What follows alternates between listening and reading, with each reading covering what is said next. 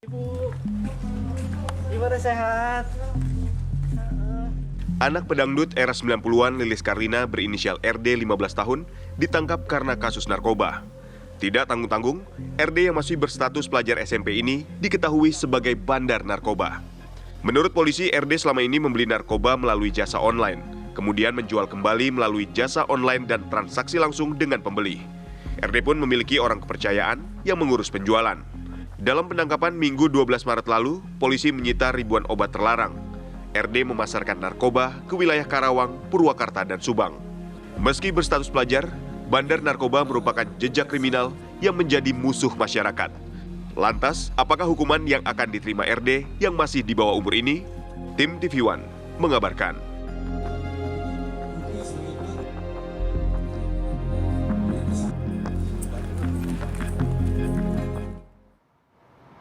Ya, miris sekali ya Vita ya. Ya. Masih usia di bawah umur, masih 15 tahun sudah menjadi pengedar, Pemakai dan juga bahkan ya? pemakai juga. Ya. Nah, ini miris sekali dan kita juga langsung berdiskusi pemirsa dengan dua orang narasumber ini sudah hadir, baik yang tersambung secara virtual maupun yang hadir di studio. Yang hadir di studio ini sudah ada Mbak Oriza Sativa, psikolog anak. Selamat pagi. Selamat pagi Mbak Gina, Mbak Gita. Ya, agak-agak Terima kasih. mirip-mirip. Agak mirip-mirip namanya ya, tapi beda orang. Beda Terima orang. kasih Mbak Oriza sudah hadir. Sama-sama. Ya, kemudian juga sudah bergabung secara virtual Komisioner KPAI Bapak Kawian. Selamat pagi Pak Kawian. Selamat pagi Pak Kawian. Selamat pagi Mbak Vita, Mbak Gita, dan Mbak Orisa. Selamat Sehat pagi, semua. Pak. Alhamdulillah. Sehat. Terima kasih juga sudah meluangkan waktunya Pak Kawian. Mungkin langsung saja kita ke Pak Kawian dulu. Saya mau ke Pak Kawian dulu ya, Mbak Orisa ya. Pak Kawian, ini kan anak berinisial RD itu kan masih 15 tahun. Terus perannya dua ya kalau polisi mengungkap ya. Tadi Gita juga sudah menyampaikan ya, ada sebagai Pemakai pemakai dan bahkan juga juga pengedar narkoba. Ini untuk peradilan anak, kita bicara perspektif peradilan anak ya Pak ya. Itu seperti apa sih Pak? Baik, selamat pagi Vita, Gita, dan Mbak Orisa. Selamat pagi semua penonton pemirsa TV One. Sebelum menanggapi pertanyaan ini, izinkanlah saya menyampaikan beberapa hal dan penting untuk media bahwa RD yang merupakan tersangka itu kan merupakan anak ya, 15 tahun.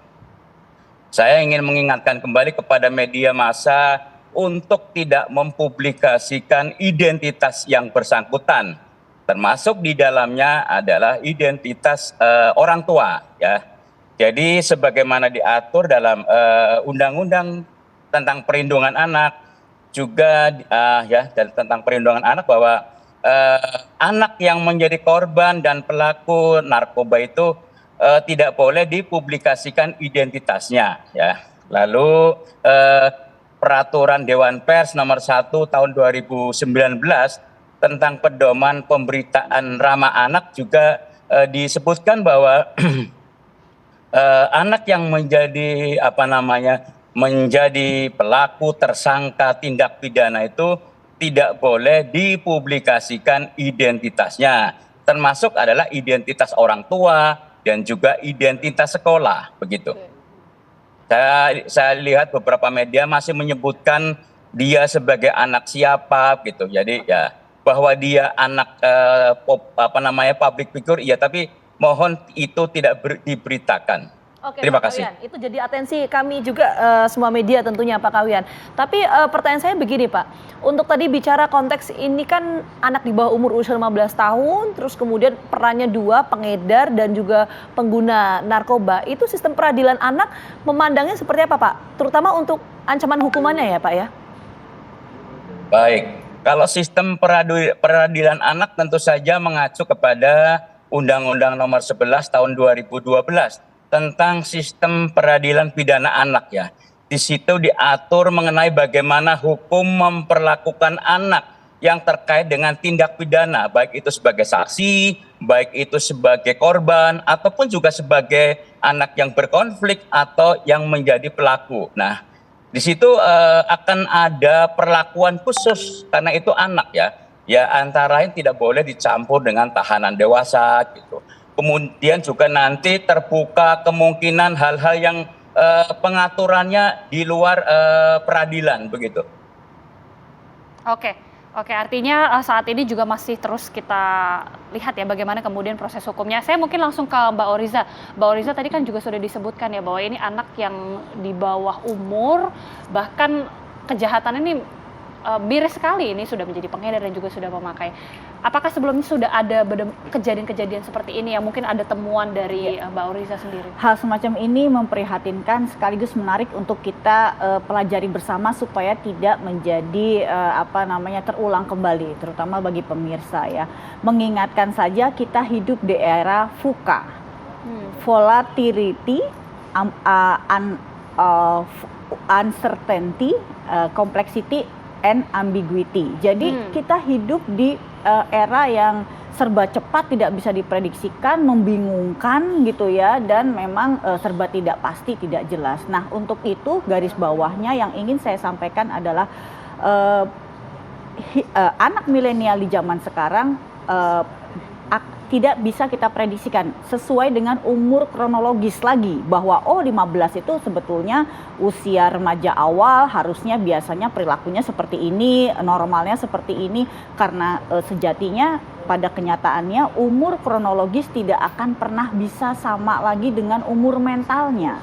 Jadi mungkin kita sedang mendiskusikan anak umur 15 tahun, harusnya ya perilakunya bisa ketakar lah bahasanya, bisa diprediksikan. Seperti anak-anak sebayanya sesuai dengan umur kronologis, nyatanya mentalnya mungkin seperti anak dewasa, orang dewasa umur 30 bisa jadi. Dalam gitu. kasus ini RD ini seperti itu pantauan atau pengamatan Menurut dari saya Mbak? seperti itu. Pergaulannya kan kita sebetulnya juga ini memberikan pandangan-pandangan, pendekatan-pendekatan dan asumsi ya. Prediksi saya jelas dia bergaul dengan orang-orang dewasa yang bukan semestinya bukan umurnya, dan orang-orang dewasa itu juga cenderung berbuat kriminal, sehingga anak ini sudah bisa dikatakan bukan kenakalan remaja lagi, tetapi kriminalitas remaja loh gitu ya. Itu satu hal. Jadi umur kronologis tidak bisa disamakan lagi dengan umur mental. Bisa jadi anaknya baru umur 12 misalnya gitu kan. Ada kejadian misalnya pelaku pembulian dengan penganiayaan berat gitu. Seorang anak gadis 15 tahun bisa jadi mungkin otaknya sudah melebihi anak 20-an lebih gitu. Jadi inilah yang kita sebut era VUCA loh gitu. Mungkin pemirsa boleh browsing deh apa itu VUCA ya, lebih jelasnya, itu satu hal. Dan yang kedua, basic dari terjadinya kriminalitas remaja atau kenakalan remaja, kalau mungkin ada beberapa pakar-pakar lain gitu ya, teman-teman kita bilang wah ini karena gadget internet. Kalau pengalaman kita baca di jurnal-jurnal tahun 80-an itu misalnya pengaruh televisi terhadap perilaku agresivitas pada remaja. Misalnya banyak nonton Spider-Man, dia lompat-lompat ke balkon dan lain sebagainya.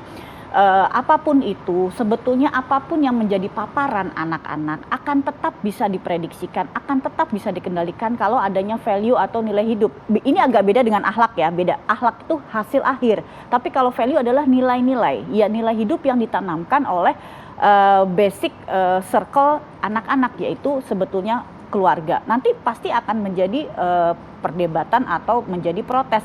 Berarti anak-anak yang melakukan kenakalan atau kriminalitas bahkan berarti orang tuanya nggak benar dong ngedidiknya atau kurang menanamkan nilai hidup. Permasalahannya ada di faktor berikutnya, adanya gap generation. Gap generation itu mengakibatkan orang tua menjadi salah persepsi dan miskomunikasi. Jadi kita sebetulnya orang tua seringkali melakukan pola asuh model lama nih. Mengisi isi otak, kamu harus gini.